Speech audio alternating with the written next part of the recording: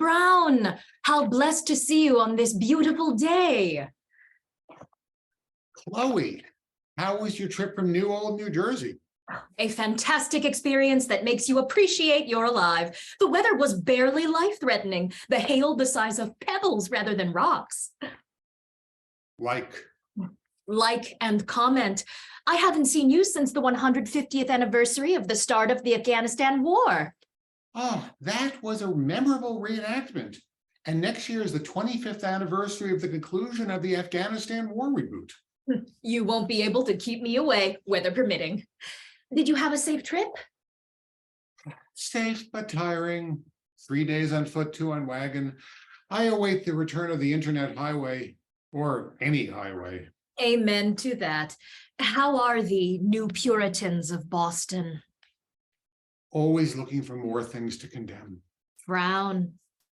I must hide the pleasure I get from these trips. Otherwise, it's time in the stockades for me. This is educational, not fun. I repeat, educational.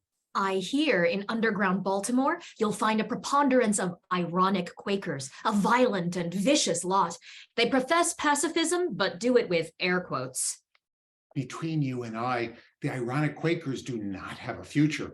Retweet, the ironic Quakers do not have a future. Comment, why?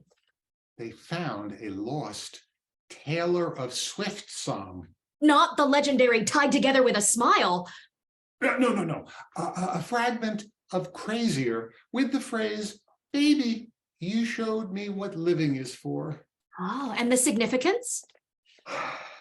The interpretation is that we should experience the air of Earth without the use of rebreathers. Otherwise, we do not know what living is for. No rebreathers? Yes, they're dropping like flies. Oh, Kevin of Facebook, may you have many friends and friends of friends.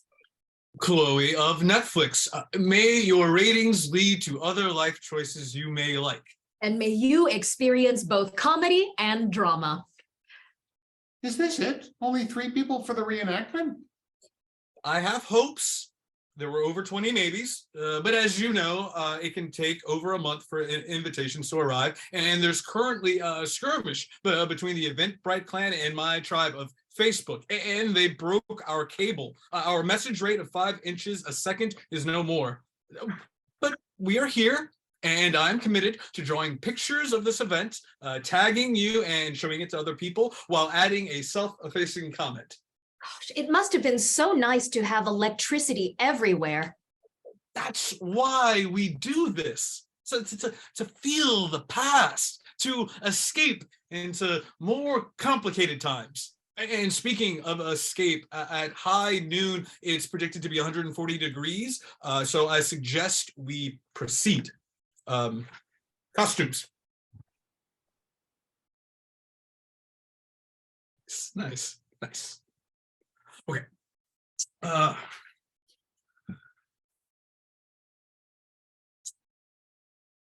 Today, we recreate the famous battle to rename the War of 1812 Veterans Interstate Highway. The battle occurred in the House of Representatives in the year 2021, or 38 Kanye. Was that before the highway system collapsed? It was right before. They apparently cared more about highway names than highway repairs. They had choices then. Oh, it was definitely before Florida was underwater. Did you know in the 21st century, their aspiring scholars had a yearly pilgrimage to Florida? It was in honor of the spring solstice. Oh, I heard about this. Wild something. Students in Florida. The transfer of knowledge must have been enormous. Oh, Gone Wild. Is that it? I'd like to start, please. Today's battle, was this before or after the Great Data Crash? Well, we don't know the year of the Great Data Crash since all the information was lost during the Great Data Crash. Sometimes you wish the ancestors had printed out a few more things. I've never seen a picture of President Kardashian, just a thumb drive that is supposed to have a picture. Are we before or after the Clinton-Trump-Kardashian war? Did you know a Kardashian was in Congress during the 1812 battle? A red or a blue? There were many Kardashians of different colors, or so the oral tradition goes. Oh, and red and blue were informal names. It was Replutocrats and Demagoges. Are we through with the questions? Yes. Good. Time is of the essence. Guns and religion protect us in the afterlife, but not from the fiery noonday sun. Guns and religion. Goodman Brown, as the demagogue, please start. I am a demagogue from the coast of Ohio, and I am introducing a bill. As there are no living veterans of the War of 1812, I introduce Bill 1814C entitled "A Bill to Rename the Veterans of the War of 1812 Interstate Highway to the Veterans of the War of Iraq, Afghanistan, Syria, Yemen, Ukraine, Maldives Island." Well, the chair recognizes the representative from Texas. This is a distraction from the real issues that we face as a country. Do you mean our crumbling infrastructure? No, Climate change? nope, The controlling power of corporations? no, sir. Then what is the real issue we face as a country? Taxes. Our taxes are too high. This bill will do nothing to lower taxes, and it conceivably could raise taxes. Bang! The chair recognizes the representative from Ohio. I commissioned a study to prove that the renaming of the Veterans of the War of 1812 Interstate Highway would not cost a single Bitcoin. This is a 516-page study that has taken hundreds of hours to write. Copies are being passed out to all the representatives and their wives. The report is not convincing. Do you dispute the facts in the report? I dispute the meaning of the word fact. I love America. America is the greatest country in the world. It is the greatest country in the known universe. Not only the known universe, but the unknown universe. And all that extends to infinity. In consideration that we as America can do anything, will the representative entertain a compromise?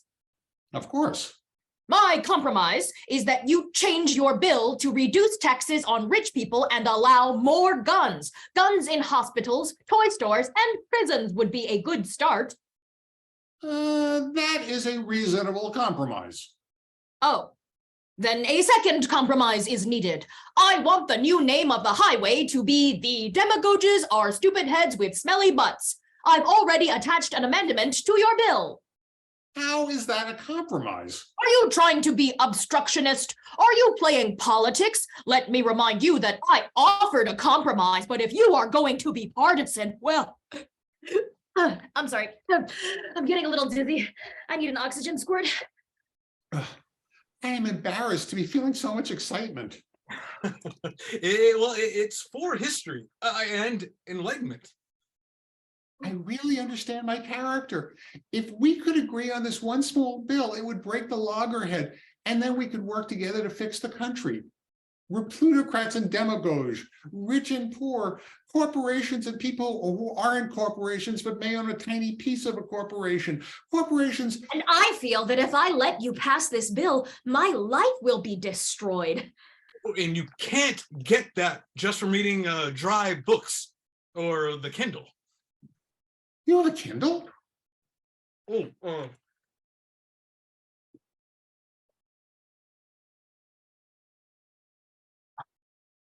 This is a fragment of the report you mentioned. History and such advanced technology. It makes you think, if the people in the 21st century had been able to anticipate man's impact on the world's climate, would they have done anything different? I like to think yes, but I'm an optimist. I will share and retweet that. If only every single person who called themselves a scientist had sounded the alarm on global warming instead of merely 97%, it might have forced some sort of action. So this is really the fault of those 3% of people who called themselves scientists, not the fault of Congress. Exactly. As long as one person disagreed, there was nothing anyone could have done.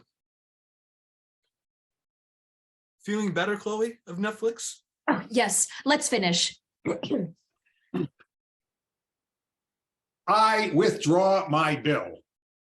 I win! I win! I win! I love America more than you do. Nya, nya, nya, nya. More guns, more call, more flags. Let's not worry. Let's out! Oh, a weather report. There is currently a boiling rainstorm. Okay, let's take a break and seek shelter. Maybe some of the other reenactors will show up. Where are my lobbyists? Where are my corporations? Where is my news feed? Cable news. In the 21st century, they can get immediate news all the time. All that knowledge at their fingertips. They really should have seen this coming. Oh, say, can you see by the dawn's early light what so proudly we hailed at the twilight's